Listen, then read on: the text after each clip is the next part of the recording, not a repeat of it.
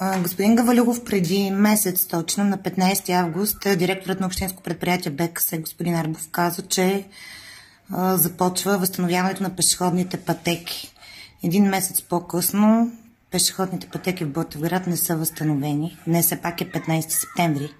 Доста интензивно движение, ученици, деца. Видяхме, че на доста места половината от пешеходните пътеки в едното платно са възстановени, има заграждение, но пък това създава голямо неудобство, защото се получава задръстване, се налага колите да се изчакват.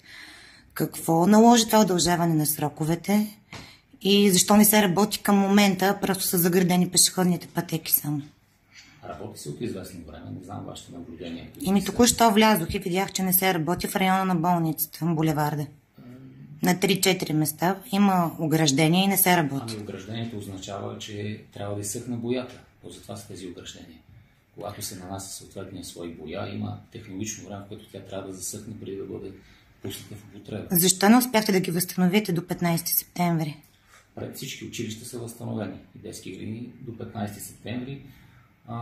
Има, разбира се, още места за възстановяване на пешеходни пътеки, което е процес, който ще се случи в рамките на месец септември. Има не бих казал обективна причина.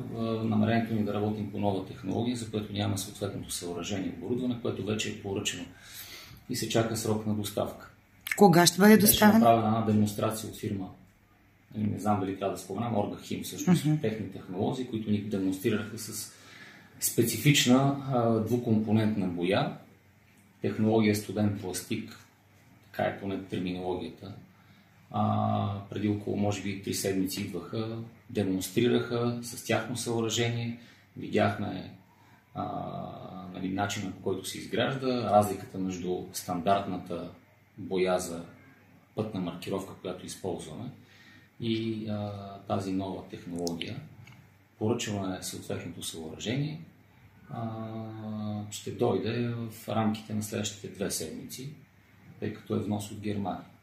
И пешеходните пътеки, специално на натоварените пътни артерии, там където има интензивен трафик, където се изисква по-голяма устойчивост, ще бъде полагани по тази нова технология. В останалите по-малки улици, съответно ще продължи да се прилага стандартната досегашна технология. Тъй като все още нямаме, пак казвам, това съоръжение, с което можем да ползваме тази технология, полагане на пътна маркировка от двукомпонентна боя, предприехме преди около 10 дена, започнахме отново да маркират по стандартната технология, за която имаме оборудване и съоръжение, което до сега сме използвали.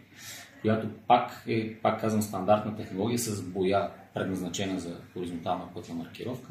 Даже новото, което правят е, че допълнително нанасят втори слой за по-голяма устойчивост, но факт е, че на силно интензивните пътни артерии и кръстовища,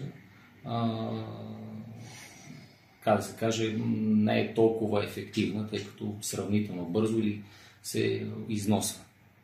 Имаме боя, която седи, да не кажа, близо 2 години, но наистина не е натоварени кръстовища, която е нанесена по начина, по който се нанася към момента. А каква гаранция дава фирмата, че за издръжливост на боята по новата технология? Тъй като това се нанася от служители на общинско предприятие БКС, те казват, че това е боя. Дават примери в редица други градове, която включително в столицата, която се използва за интензивни кръстовища.